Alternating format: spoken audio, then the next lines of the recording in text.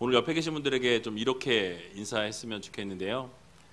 스테반처럼 삽시다 이렇게 인사했으면 좋겠습니다. 스테반처럼 삽시다. 여러분, 이 스테반처럼 산다는 건요 결코 쉬운 거 아니에요. 그냥 뭐 그렇게 살면 되지라고 생각할지 모르지만 이 스테반 집사님은 아시는 바와 같이 순교하셨습니다. 그렇게 살 각오로 살아가야 한다는 거예요. 여러분, 오늘부터 몇 주 동안 이 스테반 집사가 순교하기 전에 했던 이 설교문을 같이 좀 살펴보기를 원합니다. 오늘 함께 살펴보게 될 이 설교의 부분은요, 스테반 집사의 이 설교 중에 이 첫째 단락, 맨 앞부분에 해당되는 설교입니다. 그래서 내용을 쭉 읽어보면 족장 시대의 역사 가운데 이 아브라함에 대해서 말씀하고 있는 부분이 바로 1장 1절에서 5절에 나타나 있습니다. 그런데 왜 갑자기 스테반 설교 부분을 사도행전 7장 전체에다가 왜 이렇게 집어넣어 놨을까요? 왜 이렇게 길게 설교를 굳이 이렇게 설교를 했는데 은혜 받았다 이렇게 하고 맞춰도 될 것 같은데 그 내용을 막 이렇게 주구장창 막 60절에 달하는 절에 이렇게 설교를 다루었을까? 여러분 궁금하지 않으세요? 전혀 궁금하지 않은 걸로. 여러분 다 아시겠지만 이 스테반 집사님의 순교를 기점으로 해서요, 이 기독교에 대한 핍박이 본격적으로 시작되었다라는 것을 아마 여러 번 말씀드려서 알고 계실 거예요. 그런데 그 다른 한편으로는 그 핍박으로 인해서 어떠한 그 좋은 효과라고 말하기는 좀 그렇지만 좋은 것은 무엇이었냐? 바로 예루살렘에 머물러 있었던 이 복음이 이 스테반 집사의 순교로 말미암아서 이제 복음이 어떻게 됩니까?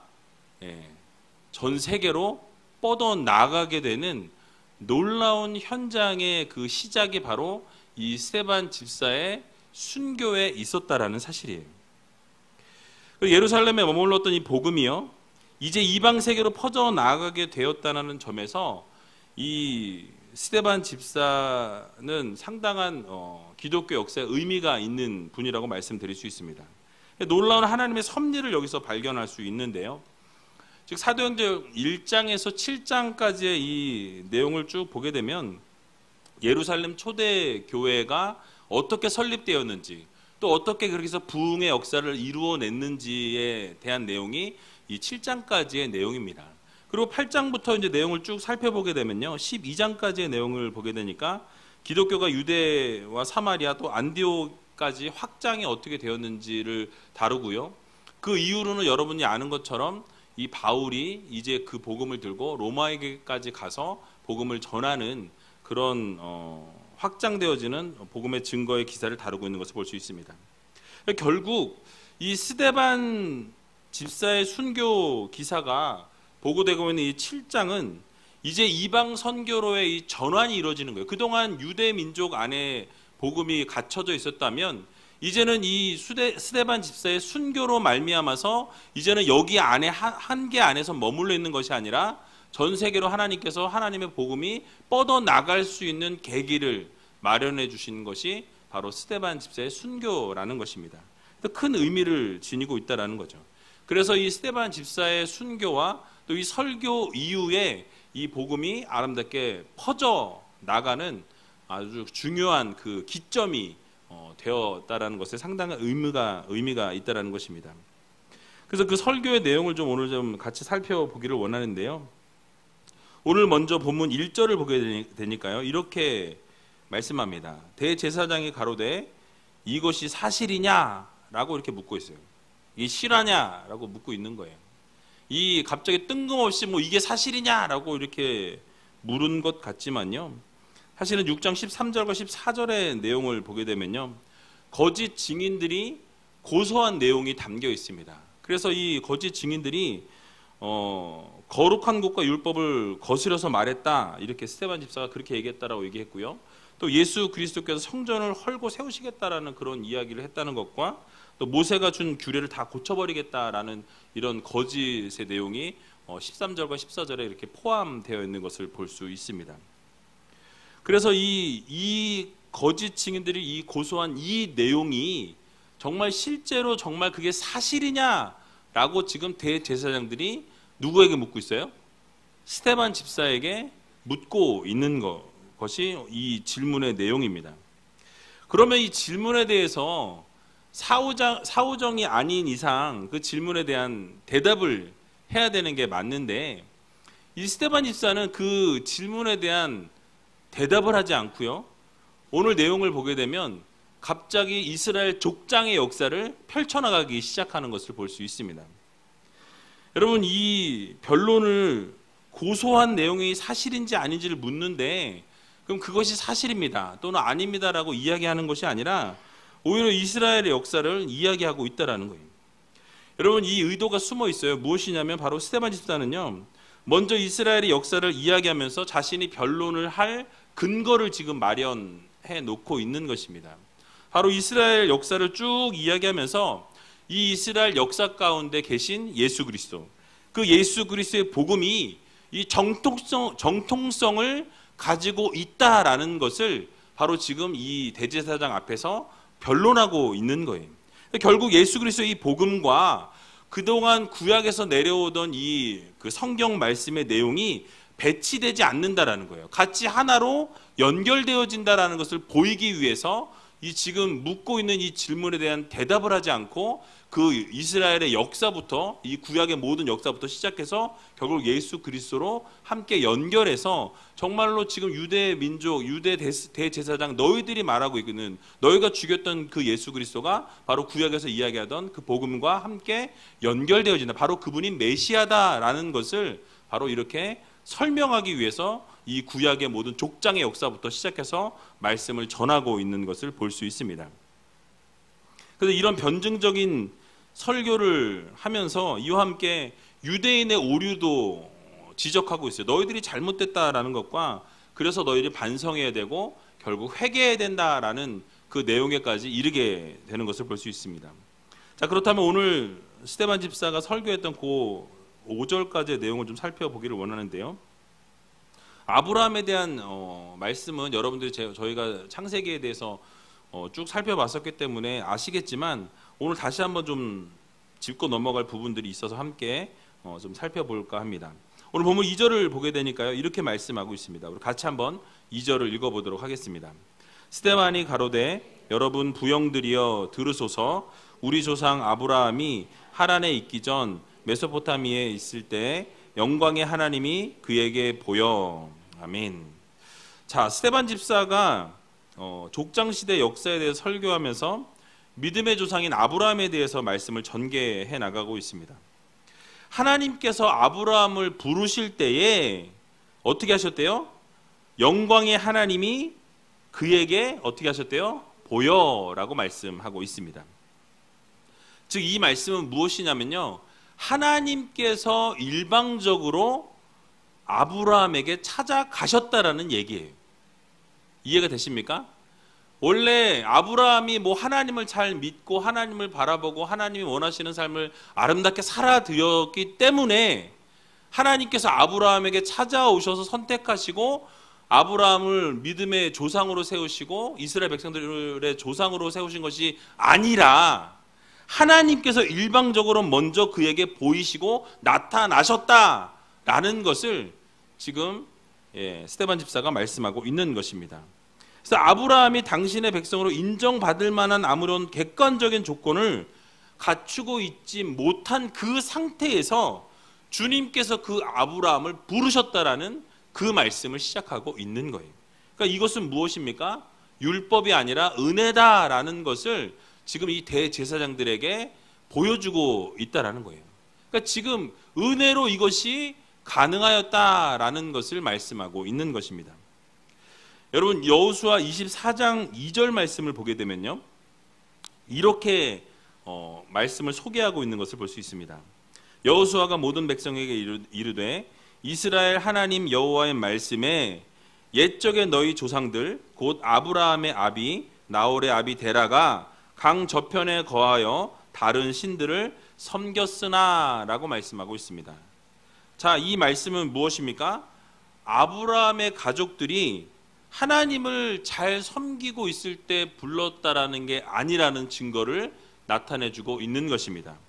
뭐예요? 뭘 섬겼대요? 다른 신들을 섬겼으나 라고 말씀하고 있습니다. 그러니까 지금 그 가정이, 데라가, 아브라함이 하나님을 잘 섬기고 하나님을 잘 믿고 하나님이 원하시는 대로 살아갔을 때에 하나님이 오셔서 부른 것이 아니라 뭐하고 있을 때요? 우상을 섬기고 있을 그때에 하나님이 일방적으로 찾아오셔서 그들을 불러주셨다라는 이야기예요. 여러분 놀랍지 않으십니까? 예, 놀랍지 않은 걸로. 그러니까 다른 신들을 섬기고 있을 그때에 하나님께서 그 가정을 선택하시고 그 가정을 불러내셨다라는 말씀을 하고 있는 거예요. 그리고 그 가정을 택하셔서 지시할 땅으로 가라 라고 하나님께서 명령하시는 것을 볼 수 있습니다. 여러분, 이런 사실을 통해서 우리가 깨달을 수 있는 것이 무엇입니까? 바로 아브라함이 믿음의 조상이 될 수 있었던 것은 하나님께서 먼저 선택해 주시고 하나님이 주권적인 은혜의 결과였다라는 사실이에요. 이것이 이스라엘 백성, 그 아브라함이 무엇을 하나님의 잘 보이고 하나님께 막 믿음의 모습으로 나아가고 하나님이 기뻐하신 일들을 감당해서 하나님이 이뻐서 이스라엘 백성의 믿음의 조상으로 세우신 것이 아니라 하나님의 전적인 은혜로 우상을 섬기고 있었던 이 아브라함에게 하나님이 찾아오신 거예요. 그리고 말씀하신 거예요. 그리고 그것을 떠나라고 하나님께서 명령하셨다라고 성경은 이야기하고 있다라는 사실입니다. 즉 아브라함이 자신의 노력이나 깨달음 때문이 아니라 하나님이 먼저 그에게 나타나셔서 그 하나님의 존재와 하나님의 뜻을 그에게 보여주시고 나타내시고 그리고 말씀하실 때에 그 말씀을 듣고 그리고 아브라함은 순종했다라는 것을 우리는 기억해야 한다라는 거예요. 우리가 자주 헷갈리는 것은 무엇이냐면요, 아브라함은 이미 믿음을 가지고 있었던 사람으로 우리가 생각할 때가 있습니다. 이미 하나님의 백성이고 이미 하나님을 잘 섬기는 사람으로 우리가 생각한다라는 거예요. 그러나 그것이 아니라는 거예요. 하나님을 믿지 않는 우상을 믿던 그 상태에서 하나님이 전적으로 나타나셔서 하나님의 뜻과 계획을 말씀하시고 그리고 그들을 부르셔서 하나님의 그 부르심 따라서 그가 순종하며 나아갔다라는 이 사실을 여러분들 모두 믿으시기 바랍니다. 그래서 믿음의 조상이요 유대인의 우상적인 이런 존재였던 아브라함이 바로 하나님을 모르던 죄인이었다라는 거예요. 하나님을 알지 못했던, 하나님을 섬기지 않았던 그런 사람이었다라는 말씀인 거예요. 그런데 그가 그처럼 훌륭했던 믿음의 사람이 될 수 있었던 것은 바로 하나님의 전적인 은혜였다라는 사실을 여러분 믿으시기 바랍니다.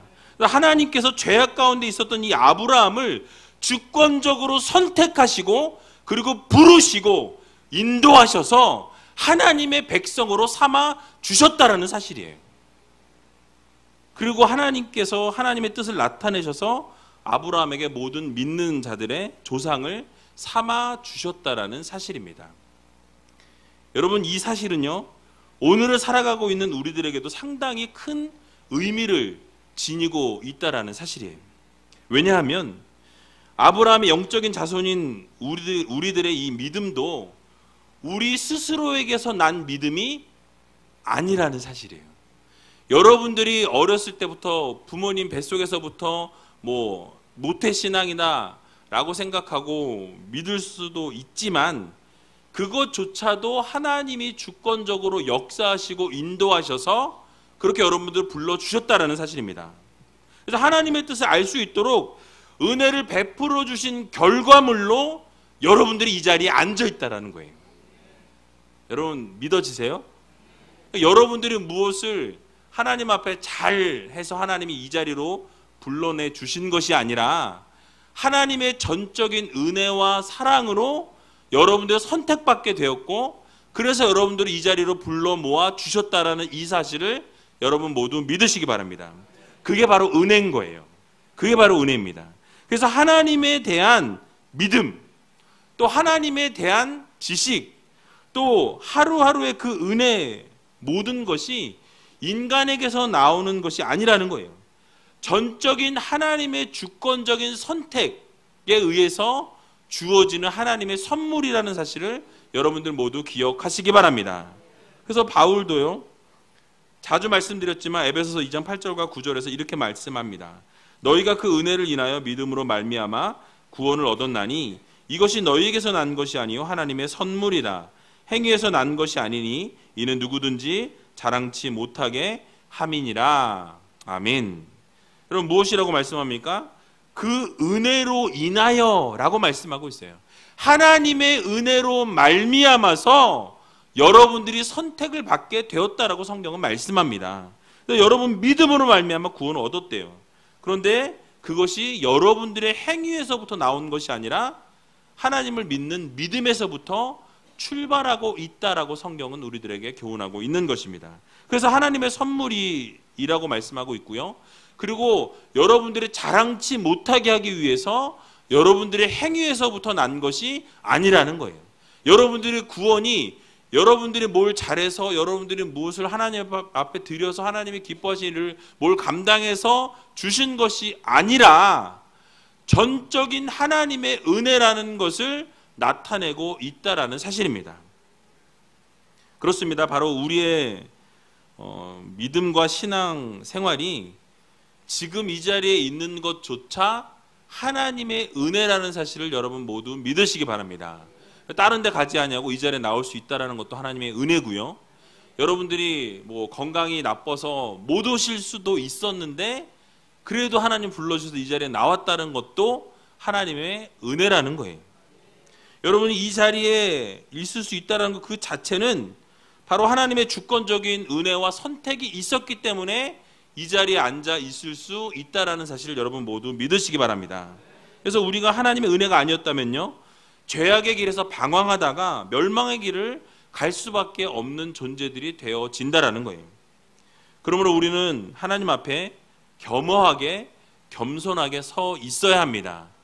내가 어떤 행위로 인해서 하나님의 은혜 안에 들어온 것이 아니라 하나님이 전적으로 여러분들을 선택해 주셔서 불러주심으로 하나님 안에 들어올 수 있었다라는 이 사실을 여러분 마음 깊이 새길 수 있는 여러분들이 되시기 바랍니다. 그래서 믿음 생활이나 이 신앙의 모습을 혹시 자랑하고 싶은 분이 있는지 모르겠어요. 나는 우이제일교회를 40년 다녔습니다.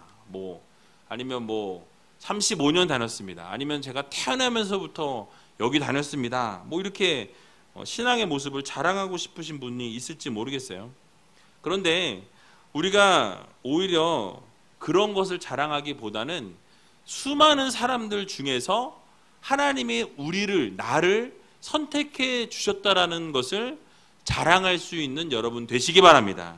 그래서 하나님의 뜻과 섭리를 깨닫게 해주신 하나님의 은혜를 자랑할 수 있는 여러분들이 되시기 바랍니다. 여러분들을 자녀로 택해 주셨다라는 것, 그리고 주권적으로 여러분들을 불러서 이끌어 주셨다라는 이 사실이 그 자랑할 것이 이런 걸 자랑해야 돼요.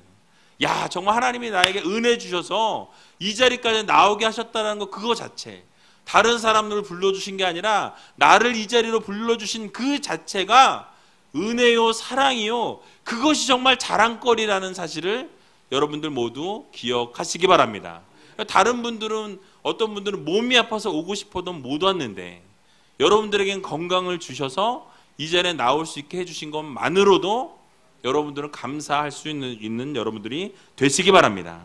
요한복음 15장 16절을 보게 되니까요, 너희가 나를 택한 것이 아니요 내가 너희를 택하여 세웠나니 이는 너희로 가서 과실을 맺게 하고 또 너희 과실이 항상 있게 하여 내 이름으로 아버지께 무엇을 구하든지 다 받게 하려 함이니라 라고 말씀하고 있습니다. 여러분 무엇이래요? 너희가 하나님을 택한 게 아니라고 말씀하고 있어요. 그럼 누가 택해요?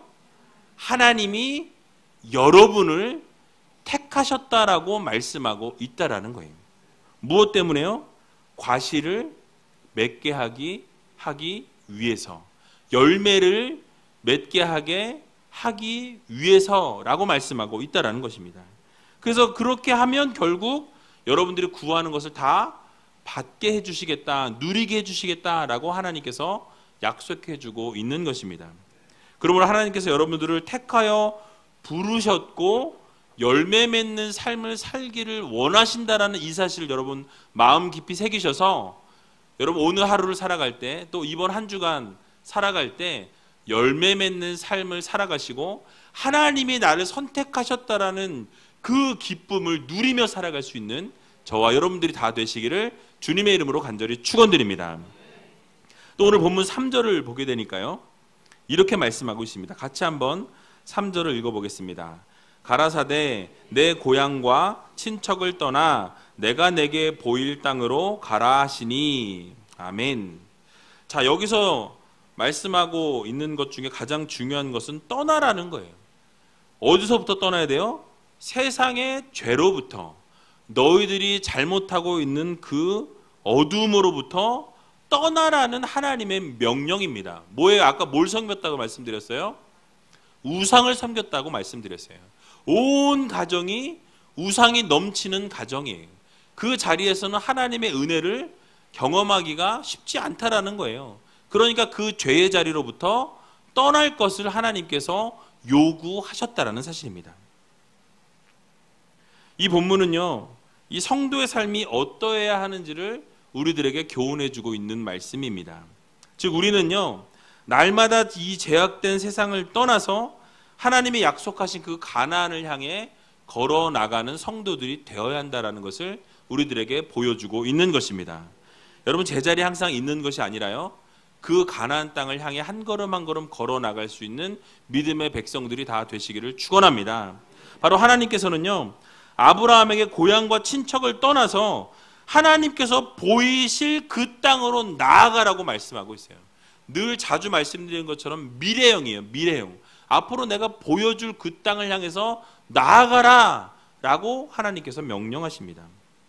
여러분, 실제로 이 아브라함이 그 당시 살고 있었던 하란 땅에서부터 바로 이 가나안 땅까지의 거리가요, 약 700km에 해당된다고 합니다. 700km요.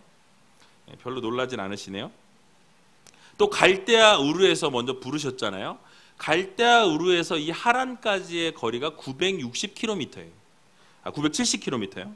자, 그러면 합치면 1670km 정도가 되는데 약 1700km를 떠나서 가라는 거예요, 지금 하나님이. 여러분, 그 당시에 교통수단이 차가 있었습니까? 없었어요. 그러면 여러분, 길이 잘 닦여 있었던 시대였나요? 아니죠. 게다가 온 식구와 양떼들을 다 거느리고 가야 할 상황이었습니다. 그런데 여러분, 1700km를 하나님께서 가라라고 말씀하신다면 여러분 어떨 것 같아요? 가시겠어요?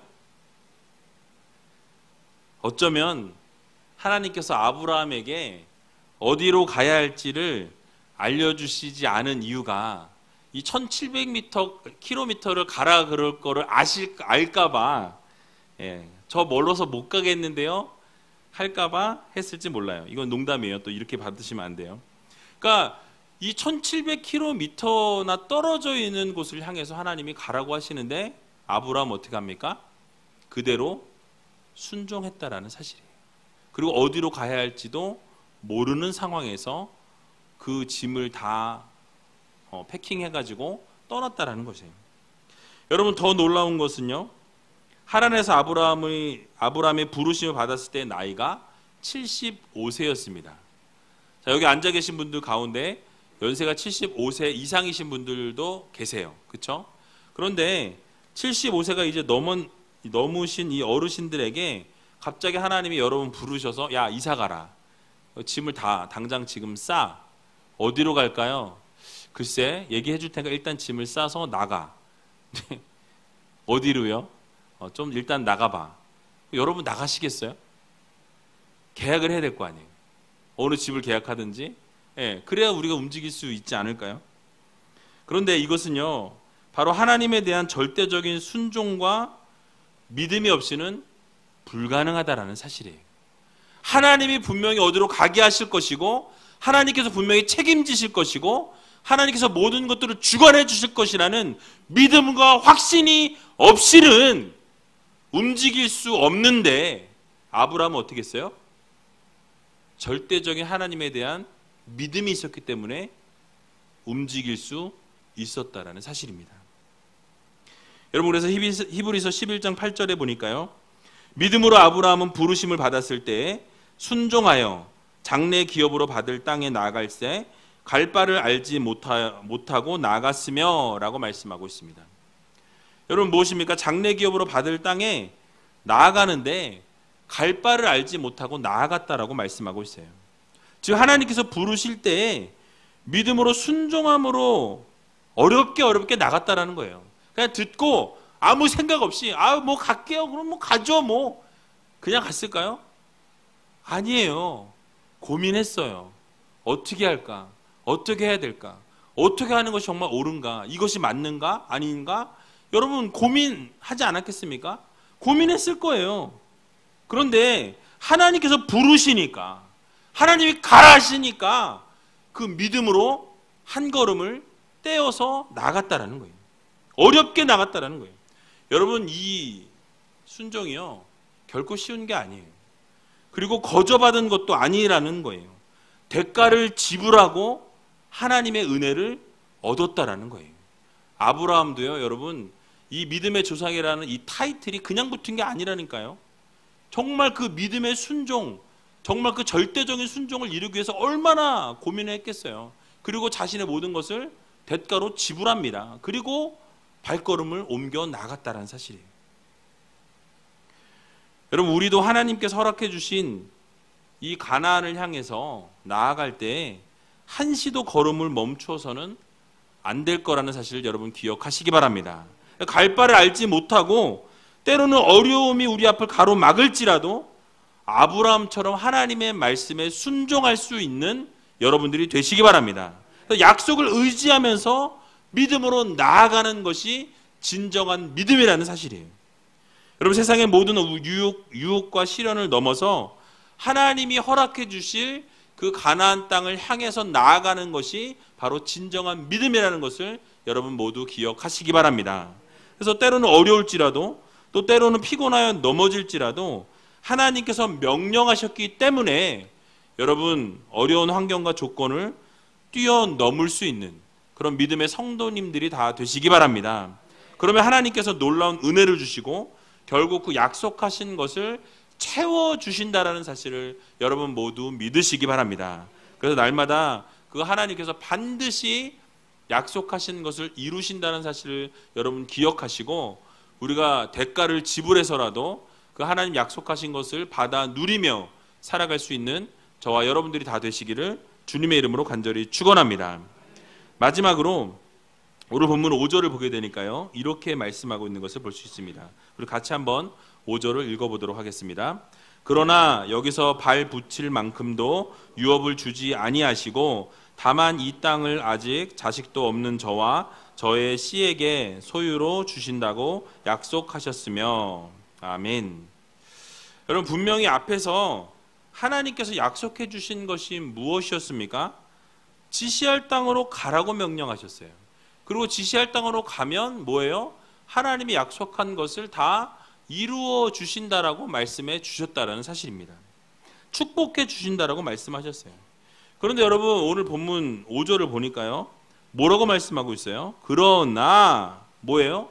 여기서 발붙일 만큼도 유업을 주지 아니하시고 라고 말씀하고 있어요. 여러분, 무엇입니까? 하나님께서 분명히 책임져 주실 것처럼 찾아오셔서 말씀하셨어요. 그리고 내가 너를 책임지고 너를 인도해 줄 테니 내가 지시할 땅으로 가라 라고 명령하셨어요. 그래서 그 명령 하나 믿고 그 명령 하나 붙들고 여러분 모든 것을 다 싸서 출발했습니다. 그런데 뭐예요 지금? 어디에서도 발붙일 만큼의 유업도 받은 일이 없다라고 성경은 말씀하고 있다라는 거예요. 거기다가 다만 이 땅을 아직 자식도 없는 저와 저의 씨에게 소유로 주신다라는 약속만 해주고 있을 뿐이라는 거예요. 여러분 지금 자식이 있어요, 없어요? 없어요. 자식이 없는 그 상황에서 그 자식에게 약속된 그 땅을 너에게 주마라고 약속하셨다라는 그 약속 하나밖에 없다라는 거예요. 지금 현재 받은 유업이 있어요, 없어요? 받은 유업도 없습니다. 또 앞으로 네 씨를 통해서 얻게 될 그 자식에게 그 유업을 땅으로 주겠다라고 약속하신 그 약속 하나만 있는 상황이에요.